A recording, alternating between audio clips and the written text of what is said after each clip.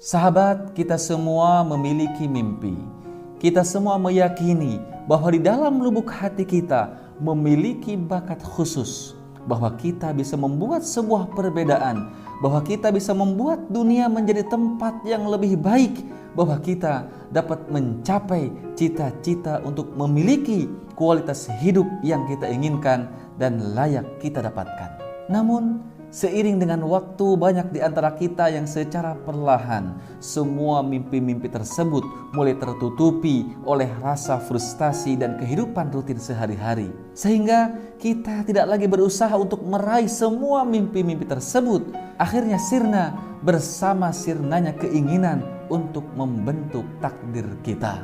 Banyak orang yang kehilangan keyakinan bahwa dirinya bisa menjadi seorang pemenang. Sahabat, ada buku yang menarik yang saya beli 10 tahun yang lalu, judulnya Awaken the Giant Within, yang ditulis oleh Anthony Robbins. Dalam buku ini, Anthony Robbins membagikan pengalaman hidupnya dari seorang yang awalnya biasa-biasa saja, bahkan pernah bangkrut, kemudian bisa berubah secara drastis, bahkan bisa menginspirasi begitu banyak orang untuk bangkit dari keterpurukan.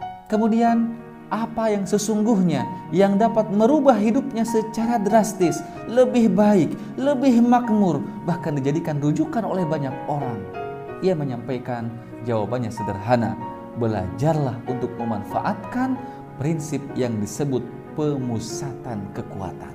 Kebanyakan orang tidak mengetahui kemampuan yang sangat besar yang dapat kita kendalikan segera saat kita memusatkan semua kemampuan untuk menguasai satu bidang kehidupan kita. Perhatian yang terkendali sama seperti sinar laser yang dapat menyingkirkan apapun yang tampaknya menghentikan langkah Anda.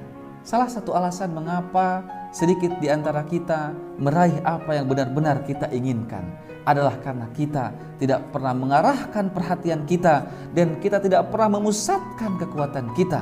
Banyak sekali orang yang hanya sekedar mencoba-coba dalam hidup mereka sehingga tidak pernah memutuskan untuk menguasai apapun secara khusus. Sebagian besar orang yang mengalami kegagalan dalam hidupnya kebanyakan disebabkan karena mereka menguasai hal-hal yang tidak penting. Sahabat, Nabi SAW mengingatkan kepada kita 14 abad yang lalu agar kita benar-benar fokus pada hal-hal yang bermanfaat. Min husni islamil mar'i tarkuhu ma la ya'ni.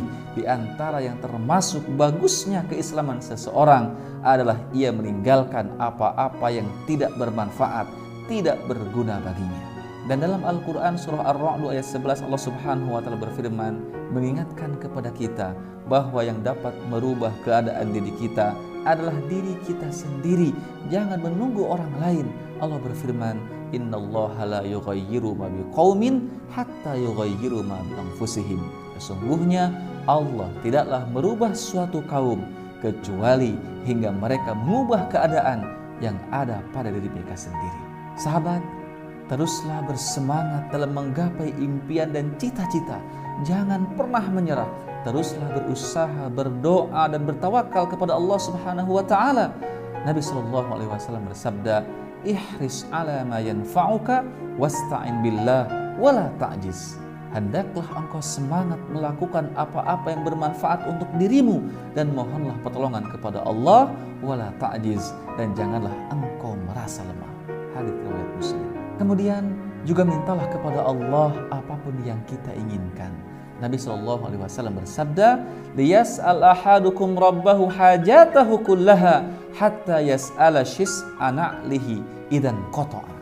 Hendaklah salah seorang di antara kalian meminta seluruh hajatnya pada Rabbnya, walaupun itu adalah meminta dalam hal tali sendal yang terputus. Semoga Allah Subhanahu wa ta'ala mengabulkan segala hajat kita, mewujudkan impian dan cita-cita kita, dan memperoleh segala kebaikan baik di dunia ini dan juga di akhirat kelak. Amin ya rabbal alamin.